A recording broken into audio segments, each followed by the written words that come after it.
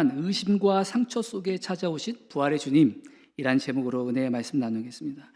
여러분, 요즘 전 세계가 정세가 너무나도 어렵습니다. 미국과 이란의 전쟁으로 전 세계가 지금 많이 흔들리고 있고, 우리나라 역시 고유가 고환율, 고물가 속에서 경제적인 어려움을 우리 모두가 지금 체감하고 있습니다.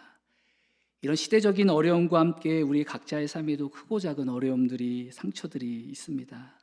또 알다시피 성도들이 아프고, 또 본인이 몸이 아프고, 또 가족이 아프거나, 또 경제적인 어려움과 자녀의 문제, 또 부부관계의 어려움으로 인하여 고통 중에 있는 분들이 계십니다. 부활절을 맞이했지만 어떤 분들은 이 부활의 기쁨으로 맞이해서 기쁨과 감사가 넘치지만, 또 어떤 분들은요, 여전히 변하지 않는 현실 때문에 마음 깊이 기뻐하지 못할 수도 있습니다. 근데 여러분, 놀랍게도 2000년 전에도 똑같았습니다. 예수님이 부활하셔서 제자들에게 나타나셨을 때 제자들은 굉장히 기뻐했어요. 근데 단 한 사람, 도마는 기뻐하지 못했습니다. 왜냐? 예수님의 부활이 믿어지지 않았기 때문입니다.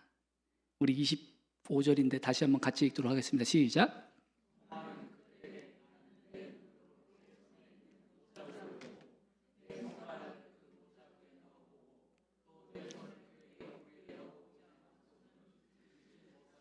마치 여러분 이런 조건 같지 않습니까? 우리랑 똑같아요. 내 삶에 지금 이 문제가 있는데 이거 해결되면 내가 예수님 믿을게요. 조건을 거는 미소가 똑같습니다. 내 눈으로 직접 만지고 그 부활하신 예수님 보고는 나는 안 믿어. 그 얘기예요, 지금. 우리 흔히 의심 많은 도마라고 부르죠. 그래서 도마는 참 믿음이 없다. 왜 그런 사람이 있니? 제자가 됐을까? 이렇게 쉽게 판단도 합니다. 하지만 여러분, 잘 깊이 생각을 해보면 이 도마의 의심에는 두 가지 이유가 있었습니다. 첫째는 기질적인 이유였어요. 여러분, 사람마다 기질이 달라요. 기질로 말하면 여러분 MBTI 이런 거 아시죠? 사람마다 기질이 다른 겁니다. 어떤 사람은요, 어떤 사실을 누가 얘기를 해주면 잘 믿는 사람이 있어요. 보지 않아도 잘 믿습니다. MBTI의 성격 유형으로 보면 이거는 바로 N형, 직관형입니다. 직관형. 혹시 여러분 MBTI에서 그 두 번째거든요. N형과 S형이 있거든요. 나는 N형이다. 한번 손 들어보세요. MBTI를 잘 모르시나? 저하고 아내밖에 없어요. N형이요? 여기 손 들어보세요. 손이 없으신가? 손이 다 있으실 때. 네. 오케이. 한 5분 정도 되시네요. 여러분도 저 목사님 MBTI가 뭐예요? 물어보시는데 저 ENTJ입니다. 예. 근데 좀 바뀌었어요. 근데 그 반대가 감각형이에요. S형이에요. 난 S형이다. 손 들어보세요. 네.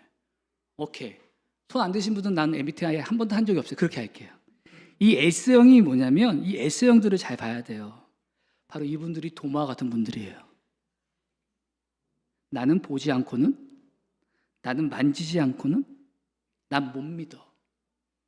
이 도마 같은 기질을 가진 분이 바로 S형입니다. 도마는 난 직접 보고 나는 만져서 눈에 확인해야 될 그 성격인 거예요.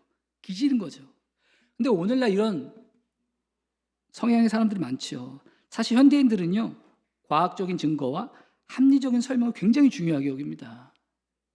그래서 도마의 모습이 낯설지가 않아요. 두 번째 이유는 감정적인 상처 때문에 그래요. 오랜 시간 여러분 몸이 아픈데 병이 안 나으시는 분들, 또 오랫동안 자신의 문제가 해결되지 않는 분들이 있어요. 그게 질병의 문제일 수 있고, 가족의 문제일 수 있고, 뭐 직업적인 문제도 있을 수 있고, 자녀 문제도 있고, 경제적인 문제일 수도 있는데 이유는 다양하잖아요. 근데 그분들에게 소망의 약속의 말씀을 전하면 그거를 잘 이렇게 받아들이는 분들도 있는데, 반면에 쉽게 받아들이지 않는 분들도 많습니다. 왜 그럴까요?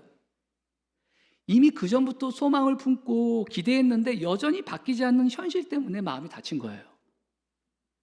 그러면서 또 기대했다가 실망할까 봐 어떡하지? 이런 생각 때문에 스스로 이 희망과 이 소망을 갖지 않고 마음을 닫아버립니다. 도마가 그랬다는 거예요. 도마는 정말 예수님을 사랑했던 제자예요. 예수님이 굉장히 막 많은 사람들한테 막 어려움을 당하고 막 죽인다고 막 이런 협박을 받았을 때 그때 도마가 제일 먼저 앞장섰던 사람이 도마였어요. 주님이 죽는다면 내가 먼저 죽겠다. 내가 먼저 싸우겠다. 베드로와 함께 제일 앞장섰던 사람이 도마였어요. 그런데 그렇게 사랑하던 예수님이 십자가에서 죽으신 거예요. 그동안 자기는 모든 것을 주님께 바치고 주님만 바라보고 주님께 따라왔거든요. 3년 동안 모든 걸 다 제치고 주님만 따라왔는데 예수님 죽어버린 거예요. 죽으신 거예요. 너무나 마음에 상처가 된 겁니다. 이 상태에서 주님이 다시 살아나셨다? 이런 말을 들은 도마는 어떤 마음이었을까요?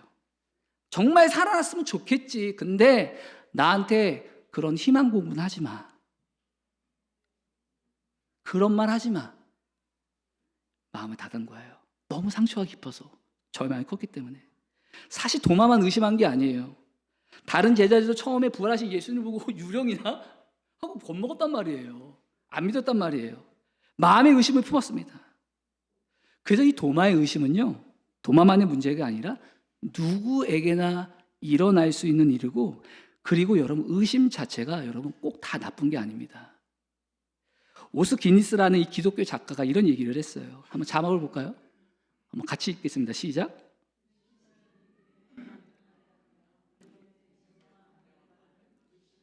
의심은 믿음의 반대말이 아니며 믿음의 진정한 반대말은 뭐다?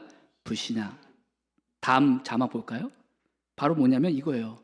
의심은요, 믿음과 불신앙 사이에서 흔들리는 상태가 바로 의심인 거예요.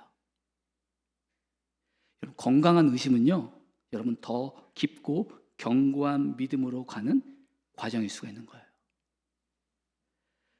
여러분, 우리가 사는 이 혼란스러운 세상 속에서 무엇이 진실이고 분별하기 어려운 현실 앞에서 우리가 어쩌면 도마처럼 의심하고 질문하는 건요, 당연한 과정일 수가 있습니다. 중요한 것은 여러분, 저 의심이 어느 방향으로 가느냐가 진짜 중요한 거예요. 그리고 그 의심의 자리에 계속 머물면 안 됩니다. 도마의 요구는요, 단순한 의심이 아니었어요. 믿음을 위한 뭐였어? 조건이었다는 거예요. 내가 직접 보고 만져서 진짜 예수님은 믿겠다. 조건을 건 거죠, 조건을. 그리고 나서 여러분 일주일 후에 다시 제자들이 모였어요. 이번에는 도마도 같이 있었어요. 부활하신 예수님께서 다시 그들 가운데 나타나셨습니다. 그리고 말씀하시는데 우리 26절이에요. 같이 읽겠습니다. 시작.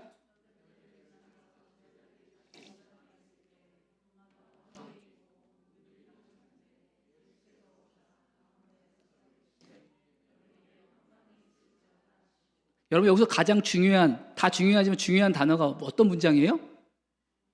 도마도 이건 진짜 똑똑해야 알 수 있는 게 아니에요. 색깔이 다른데 바로 티가 나지 않아요. 제가 표현이 다 해놨는데 이게 진짜 중요한 거예요. 왜냐하면 일주일 전에 부활하신 주일, 그날에는 그 제자들 모임에 도마가 있었어요, 없었어요?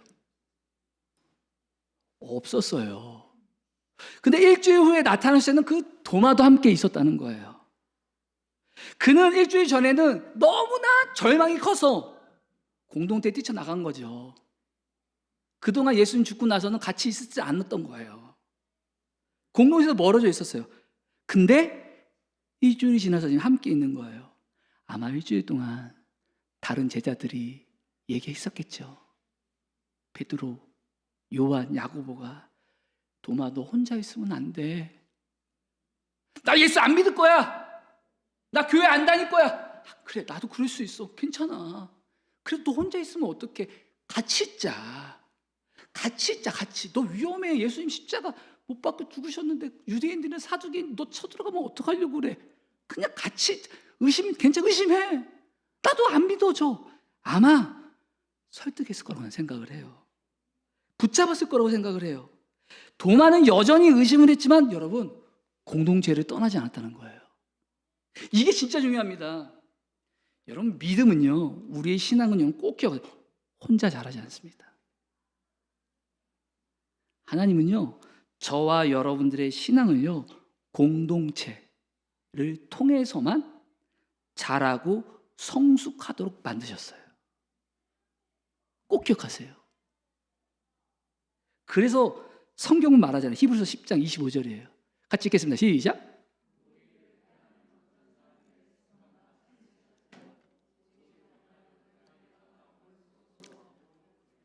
자, 모이기를 패하는 어떤 사람들처럼 그런 습관을 절대 갖지 말라는 거예요. 그래서 여러분, 이 주일 예배를 소홀히 하면 안 돼요. 주일 예배 시간을 가볍게 여기지 마세요. 성도들의 교제, 속회 모임, 성도들과 함께하는 이 봉사와 헌신 너무 여러분 가볍게 여기지 마세요. 이게 다 신앙이 자라는 밑거름이거든요. 교회 안에서 하는 어떠한 양육과 훈련들, 여러분 이거 다 여기 대부분 참여를 하셨어요. 이것도 중요하고, 그 다음 자녀들에게 잘 가르치세요. 주일 예배는 중요한 거야. 도마가 의심의 자리에서 믿음의 자리로 갈 수 있었던 건 공동체 안에 있어서 그런 거예요. 엄마, 나 교회 안 다닐 거야. 엄마, 나 하나님 안 믿어져. 그래, 그럴 수 있어. 나도 그랬거든. 괜찮아. 나 그래 교회 안 가고 싶어. 그래. 근데 가서 밥 먹자. 야, 전도사님 기다리고 목사님 너 기다릴 텐데. 가자. 안 믿어져. 그래, 믿지 마. 가자. 교회는 예배 드리는 거야. 믿음 없어도 이렇게 공동체 안에 머물게 해야 돼요. 공동체 안에. 이걸 자녀에게 가르쳐야 합니다. 이 공동체가요, 이 교회가요, 여러분들이 여러분의 가족이 의심에서 믿음으로 가는 뭐가 되는지 아시면 울타리가 됩니다.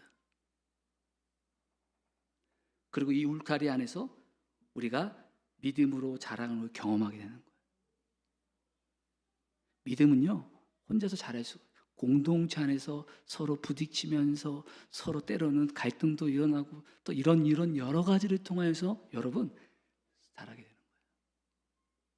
저는 여태까지 목회를 하면서 혼자 예수 믿고 열심히 해서 예수 잘 믿고 해서 성장하고 성숙했다는 분은 단 한 명도 못 만났어요. 우리 옆에 있는 분하고 인사하겠습니다. 공동체를 통하여 우리의 믿음이 자라고 성숙하게 됩니다. 우리 옆에 인사하겠습니다. 네. 이 공동체가 진짜 중요합니다. 만일 여러분이 하나님 앞에서 예배드리고 성도들과 모임을요, 세상의 친구들과 약속한 모임보다도 중요하지 않게 생각하는 마음이 있다면 어떻게 그 사람이 의심의 자리에서 믿음의 자리로 가겠어요? 더 불신앙의 자리로 가죠. 그래서 부활하신 주님이 제자들에게 나타나 말씀하시자 너에게 평강이 있을지어다. 그러면서 도마를 보세요. 여러분, 예수님 도마를 꾸짖지 않으시더라고요. 오히려 그의 요구를 기억하시고 조건을 들어줘요. 사실 여러분, 도마가 일주일 전에 내가 직접 예수님을 보고 만지지 않고는 믿지 않겠다, 거기 말할 때 예수님이 있었습니까? 없었습니까? 안 계셨어요. 근데 예수님은 그의 말과 그의 언어와 그의 조건을 다 알고 계셨다는 거예요. 이게 뭘 의미합니까? 우린 때때로 힘들 때, 앞이 깜깜할 때 주님이 보이지 않아요. 그래서 우리는 의심해요. 주님 어디 계세요? 왜 나를 혼자 주세요? 왜 이렇게 주님 나를 이렇게 힘들게 하십니까? 우린 이렇게 주님을 의심할 때가 있어요. 근데 그때도 주님은 함께 계십니다. 아멘? 그래서 주님은 말씀하시잖아요. 27절이에요. 같이 읽겠습니다. 시작. 내 손을 옆구리에 넣어보아라. 그래서 의심을 떨쳐버리고 믿음을 가져라. 주님은 보세요. 도마의 믿음의 수준으로 낮춰서 말씀하세요. 그의 눈높이에 맞춰서 믿음을 가질 수 있도록 도마가. 만져봐. 보아라. 이 장면 너무 은혜가 되지 않습니까? 하나님의 놀라운 그 은혜와 세심한 배려, 그 사랑. 그래서 어쩌면 우리가 지금 이 자리에 있는 거일지도 모릅니다. 우리가 얼마나 지금까지 도마처럼 주님 이거 해주세요, 저거 해결해 주세요, 이 문제 해결해 주시고 이거 취직시켜 주시고 이거 열어주시고 이 문제가 해결되면 내가 믿겠습니다. 그럼 여러분, 그때 주님은 너 정말 그러면 믿겠니? 그러면서 주님께서 응답해 주신 것들이 얼마나 우리 삶에 있습니까? 너무나도 자비로우신 분이에요. 바로 이 장면을 그린 유명한 작품이 카라바조의 성 도마의 의심이라는 작품인데, 사진 한번 볼까요? 굉장히 유명한 작품이에요. 의심하는 도마가 직접 눈으로 보고 그 손을 예수님의 그 창에 찌는 옆구리 안에 손을 넣는 확인하는 장면을 그렸어요. 의심하는 도마의 모습을 아주 생생하게 그린 유명한 작품입니다. 근데 여기서 질문이 하나 있어요. 왜 부활하신 예수님의 몸은요 여전히 상처가 남아있을까요? 죽음을 이기신 몸, 영광의 몸이라면 끔찍한 상처는 다 사라져야 되지 않을까요? 저는 이 부분을 묵상하게 됐습니다. 보통 상처는요, 가리고 싶습니다. 보여주고 싶지 않아요, 남한테. 상처는 실패의 흔적이고 내 수치의 기억이기 때문에 상처는 숨깁니다. 근데 왜 예수님은 그 상처를 도마에게, 제자들에게 보여주셨을까요? 물론 그 상처가 예수님이 십자가에 못 박혀 죽으신 예수님이란 증거도 있지만 더 중요한 세 가지 이유가 있습니다. 첫 번째, 예수님의 상처는 영광의 상처라는 거예요. 그 상처는 예수님이 우리의 죄를 위해서 찔리신 흔적인 거예요. 예수님의 상처를 볼 때 여러분, 우리는요, 나의 죄 때문에 주님이 찔리셨구나, 이 사실을 잊지 않게 해줍니다. 우리도요, 세상을 살면서 많은 상처와 아픔을 가지고 살아요. 지난주에도 지지난주에도 억울한 얘기 듣고 속상한 얘기 듣고 조롱받고 관계의 아픔 속에서 무너짐과 실패 속에서. 근데 여러분 보세요, 그 아픔과 상처가요, 우리를 어떻게 해요? 주님께로 이끌 때가 많아요. 주님께로 인도할 때가 많습니다. 돌아보면 여러분 인생 가운데 가장 힘들었을 때, 가장 깜깜했을 때, 그때의 일들을 잘 보면 공통점이 있어요. 역설적이라도 가장 힘들었던 순간, 가장 내 안에 상처가 깊이 있었던 그 시간, 그때 보면 오히려 우리를 하나님 앞에 나아가게 하고 또 간절히 주님을 찾게 만들었던 시간이었음을 우리가 고백할 수밖에 없어요. 그래서 여러분, 우리의 고통과 상처는요, 끝이 아니라 하나님을 만나는 통로가 될 수 있는 겁니다.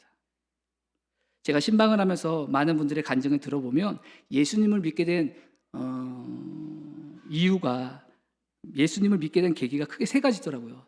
첫 번째는 주변 사람들의 영향이에요. 가족과 지인의 간증과 전도를 통해서 믿게 된 경우가 있고, 두 번째는 기적적인 사건 때문에 질병이 치유되고 예상치 못한 문제가 해결되면서 하나님의 존재를 믿게 된 경우가 있어요. 셋째는 삶의 고통과 어려움 때문에 그래요. 질병이나 사고나 예상치 못한 어려움과 이별을 통해 어려움을 겪으면서 하나님을 의지하게 된 경우입니다. 근데 이 두 번째나 세 번째의 경우 모두가 다 삶의 아픔과 상처가 계기가 되어서 주님을 만나게 되는 거예요. 최근에 한 성도님의 간증도 그래요. 이분도 오랫동안 불교를 믿었어요. 엄청 불교를, 절을 많이 열심히 했다는 거예요. 근데 이분의 문제가 뭐냐, 해결되지 않으면 밤에 잠을 못 자는 거예요. 자야 되는데 밤에 잠이 안 오는 거예요. 근데 어느 날 막 어떻게든 자려고 하는데 꿈속에 예수님이 나타나신 거예요. 그래서 이분이 하실 말씀이 뭔지 알아요? 저기 가세요. 저 불교 믿어요. 예수님 보고 가라고 그러는 거예요. 그래서 사라지셨대요. 그런데도 잠을 또 계속 못 자잖아요. 근데 또 다시 예수님이 나타나신 거예요. 그러더니 이분이 또 이런 얘기를 하는 거예요. 아니, 저 불교 믿는다니까 왜 자꾸 나타나세요? 빨리 저리 가시라고요. 또 사라졌어. 그래서 세 번째 나타나신 거예요. 그래서 이분이 이런 얘기예요. 그러면 나 잠 좀 자게, 잠 좀 재워주면 내가 예수 믿겠다고. 내가 예수 믿겠다고. 그렇게 조건을 걸고 예수님께 말을 했는데 그날 완전 단잠을 잔 거예요. 그 체험을 통해서 지금까지 예수님을 믿고 있다. 그 기적적인 체험 때문에 예수님을 믿게 됐다고 얘기를 하더라고요. 도마가 예수님을 믿지 않고 조건을 걸었을 때도, 또 이 성도님이 예수님을 믿지 않고 조건을 내게 걸었을 때도 주님은 계속 찾아주셨어요. 그리고 무엇을 통해서 예수 믿게 됐어요? 내 해결하지 못하는 문제와 아픔을 해결하면서. 지금 여러분들 삶에 고통스러운 문제와 상처가 있을 거예요. 근데 여러분, 그 문제는요, 그 상처는 잘 보세요. 우리를 하나님께로 계속 이끕니다. 하나님 그렇게 만드세요. 그 고통스러운 문제, 그 현실은 너무 힘들죠. 괴롭죠. 근데 그 상처를 통해 여러분들의 더 마음이 깊어집니다. 더 넓어지게 돼요. 속 좁은 사람이 속이 넓어지고 예수님의 마음으로 더 차원의 삶으로 더 날아가게 되는 거예요. 그러면서 하나님의 그 안에서 풍요로움을 경험하게 된 거예요. 그래서 우리의 상처가 영광의 상처가 될 수 있는 겁니다. 예수님처럼. 두 번째로 예수님의 상처는 구원의 증거입니다. 도마와 제자들은요, 예수님의 손과 발을 못이 박히고 그 옆구리에 창에 찔리는 장면을 봤어요. 그들은 그 예수님의 상처는 자신들의 절망을 의미했던 겁니다. 이제 다 끝났다. 예수님 죽으셨다. 망했다. 이게 십자가 상처가 지닌 의미였어요. 그런데 부활하신 예수님은요, 그 상처를 도마에게, 제자들에게 보여주시면서 말씀하세요. 도마야, 이 상처가 다 끝난 걸로 보이니? 아니다. 오히려 이 상처가 너의 영혼을 구원한 거야. 너의 생명을 구원한 거야. 여러분, 이사야서를 보면요, 이 상처에 대해서 예수님이 십자가에서 우리의 죄값을 치르셨다는 그 증거라고 말합니다. 우리 너무나 잘 아는 말, 이사야 53장 5절입니다. 같이 읽겠습니다. 시작.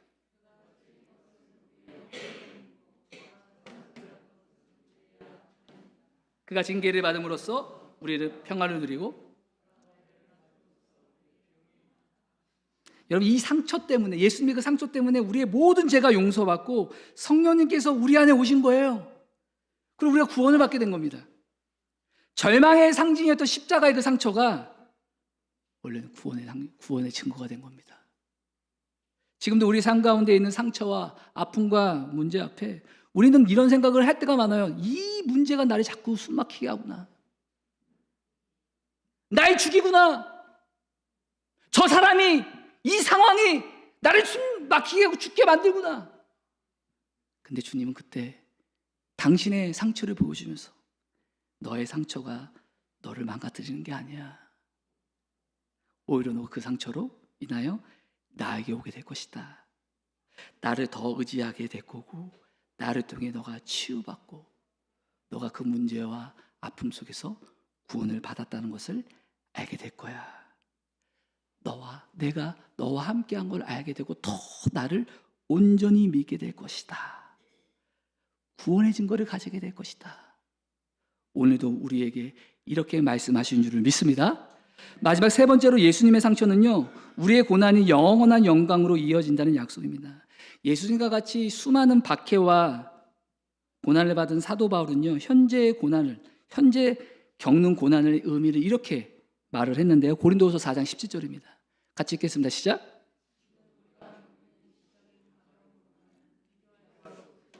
영원하고 크나큰 영광을. 여러분 보세요. 바울은요, 예수님 때문에, 복음 때문에, 전도 때문에 수많은 박해와 고난을 당했어요. 그래서 바울이 늘 했던 고백이 나는 날마다 죽노라, 이런 고백을 했어요.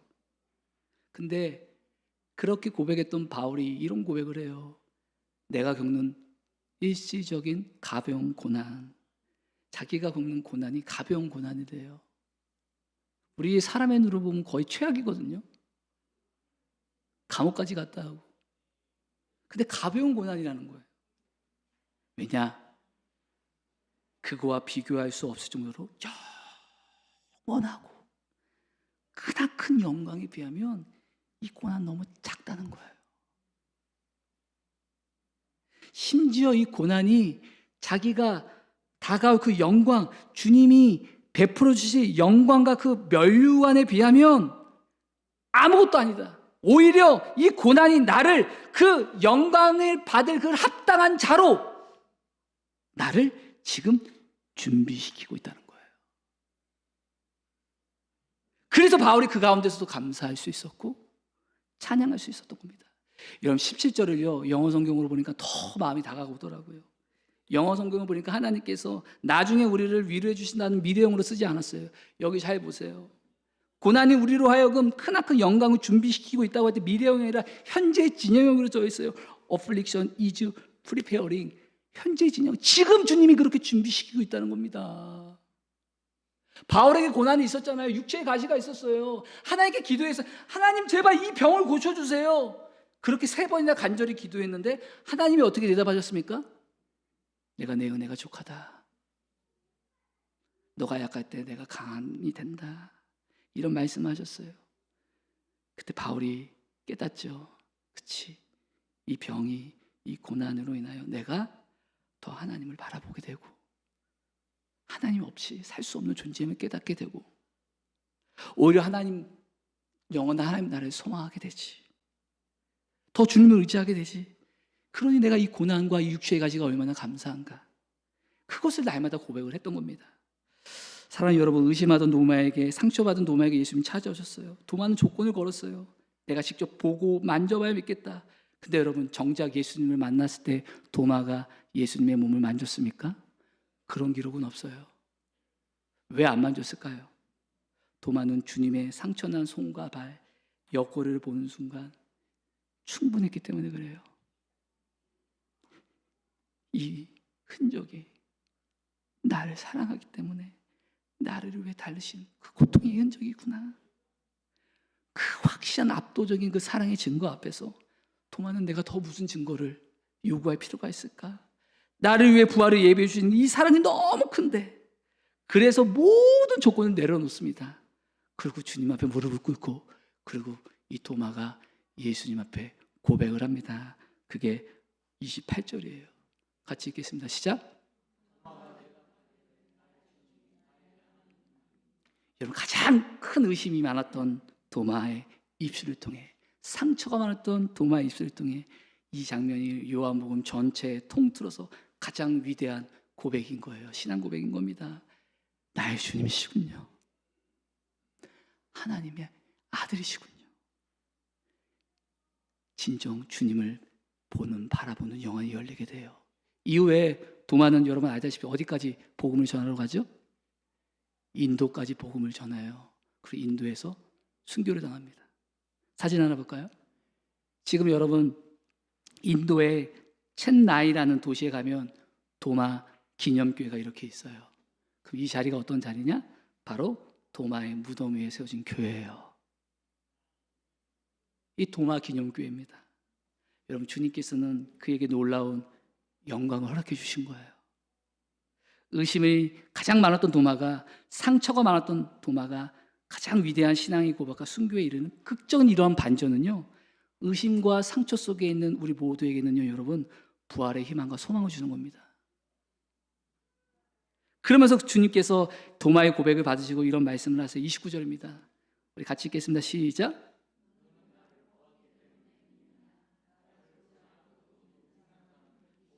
아멘. 이 말씀은요, 부활의 주님을 직접 보지 못하는 저와 여러분들에게 다음 세대에게 주시는 축복의 말씀입니다. 여러분, 우리는요, 예수님의 부활의 몸을 볼 수 없어요. 직접 만질 수도 없습니다. 근데 우리는 그래서 말씀을 믿는 겁니다. 보지 않고 말씀을 믿는 믿음이 복되다고 말씀하시는 거예요. 아멘. 그래서 성경을 주신 거예요. 그래서 여러분, 모든 아픔과 상처를 다 숨기지 마시고 주님 앞에 다 가져가서 도마처럼 나의 의심과 나의 고통을 솔직하게 하나님께 다 내려놓은 아래서요. 그럼 주님은 우리의 연약함을 아시고 상처 입은 마음을 외면하지 않으시고 기꺼이 우리 수준으로 내려오셔서 우리가 이해할 수 있고 알 수 있도록 다 만나주시고 위로해 주시는 겁니다. 그리고 여러분, 예수님의 십자가의 상처 속에서 주님의 사랑을 볼 수 있어야 합니다. 그분의 손과 발, 옆구리의 상처는 우리를 향한 사랑의 증거입니다. 그리고 우리의 고통을 아시고 우리 함께 아파하시는 그분의 공감의 증거가 그 십자가의 상처입니다. 동시에 그 상처는 죽음과 절망을 이기신 부활의 능력, 죄와 사망의 권세를 깨뜨리시고 승리하신 그 증거라는 거죠. 그래서 예수님의 상처는요, 우리의 고통스러운 현실과 하나님의 그 놀라운 충만한 사랑을 이어주는 다리가 되는 겁니다. 그러므로 우리가 지금 어떤 문제가 내게 있든지 그 문제가 해결되든 해결되지 않든 그게 우리의 기준이 되는 게 아니에요. 이미 부활하신 주님이 지금도 우리 안에 성령으로 우리 안에 함께 계십니다. 아멘? 그래서 우리의 문제는 더 이상 우리 짓누를 수가 없는 거예요. 문제가 클수록 더 주님을 바라보게 주님이 인도하시거든요. 더 주님을 의지하는 길로 우리를 인도하시거든요. 그래서 우리가 어떤 상황 속에서도 이렇게 주님께 나와 찬양할 수 있고 감사할 수 있고 예배할 수 있는 거예요. 이것이 바로 부활의 증인의 삶인 겁니다. 사랑하는 여러분, 여러분은 계속 상처 속에서 그냥 머물 사람입니까? 아니면 상처를 통해 사람을 살리는 사람이 되겠습니까? 예수님의 상처에서 나를 위해 찔리신 주님의 사랑을 봐야 합니다. 또한 내 상처를 통하여 부활하신 소망, 부활의 소망을 주신 예수님을 바라봐야 돼요. 내 아픔 때문에 내가 주님을 알게 되었지, 내가 그 상처 때문에 내가 주님을 의지하게 되었지, 이걸 깨달아서 여러분, 이제 우리는요, 상처 입은 치유자로 살아가야 되는 거예요. 여러분의 비슷한 처지에 있는 이들에게 나도 그런 상처가 있었어. 나도 그런 아픔을 겪었어. 나도 죽고 싶을 때가 있었어. 그런데 주님은 나에게 부활을 약속해 주셨어. 그리고 나와 함께 하시고 내게 영원한 생명을 주셨기 때문에 내가 그 부활의 소망으로, 부활의 능력으로 살려고 하니 사라지더라. 그래서 이렇게 비슷한 처지에 있는 사람들을 살리는 부활의 증인이 되기를 주님의 이름으로 축복합니다. 저도 돌아보면 짧은 인생이었지만 상처, 아픔이 있었지만 그 상처와 아픔 때문에 더 주님을 알게 되고 더 주님을 의지하게 되어서 그 주님께서 제 안에 오셔서 그 상처를 치유해 주시고 의심에서 믿음으로 나아가도록 인도해 주셨어요. 더 나아가 부활의 소망으로 품게 하셔서 오늘도 이 자리에 서 있게 되는 겁니다. 전적으로 부활하신 하나님의 은혜죠. 그러므로 예수님께서 저와 여러분에게 상처 입은 치유자가 되신 것처럼 우리도 세상 속에서 상처 입은 치유자로 살아가야 합니다. 의심을 믿음으로, 상처를 소망으로 바꾸는 부활의 증인으로 살아가는 저와 여러분들, 우리 교회가 되길 주님의 이름으로 축원합니다. 기도하겠습니다. 살아계신 하나님 아버지, 감사합니다. 거룩한 부활 주일에 우리를 부활의 증인으로 초청해 주시고 불러주시니 감사합니다. 두려워 떨며 의심하던 제자들에게, 도마에게 친히 나타나셔서 평강이 있을지어다 라고 하신 주님, 오늘 모든 우리 성도들의 삶과 가정에 주님의 평강으로 가득 채워 주옵소서. 혹시 이 자리에 여전히 동화처럼 두려워하며 의심하며 믿음 가운데로 나아가지 못하고 불신앙 가운데 또 의심의 자리에 머무른 자들이 있습니까? 주님, 저들을 긍휼히 여겨 주시옵소서. 정죄하지 마시고 도마에게 친히 찾아와 주셔서 내 손을 보라, 내 옆구리에 손을 넣어보라 하시며 그의 수준에 맞춰서 다가오신 주님, 의심하며 방황한 이들에게 주께서 친히 찾아가 주시기를 간절히 원합니다. 우리 삶의 여러 가지 고통과 예상치 못한 일로 인하여 선하신 하나님에 대한 믿음의 상처를 당한 이들이 있습니까? 주께서 치료하여 주시고 긍휼히 여겨 주옵소서. 저들의 상처가 절망으로 나아가지 않게 하시고 불신앙으로 나아가지 않게 하시고 의심의 자리에 계속 머무지 않게 하시고 오히려 그 상처로 인하여 주님을 찾게 하시고 주님을 만나게 하시고 치유자 되시며 공구자 되시는 부활 되신 그 주님을 만나는 계기가 되게 하도록 주께서 인도하여 주옵소서. 우리에게도 여전히 많은 상처와 아픔이 있지만 부활하신 주님의 능력으로 살아갈 수 있도록 인도해 주심에 감사드립니다. 우리가 부족하지만 이제는 상처 입은 치유자로서 우리 주변에 그런 아픔과 고통을 경험하는 자들에게 주님을 소개하고 주님을 증언할 수 있는, 우리의 말과 삶으로 증언할 수 있는 부활의 참된 증인으로 살아갈 수 있도록 저희들을 사용하여 주옵소서. 감사하며 예수님의 이름으로 기도드립니다. 아멘.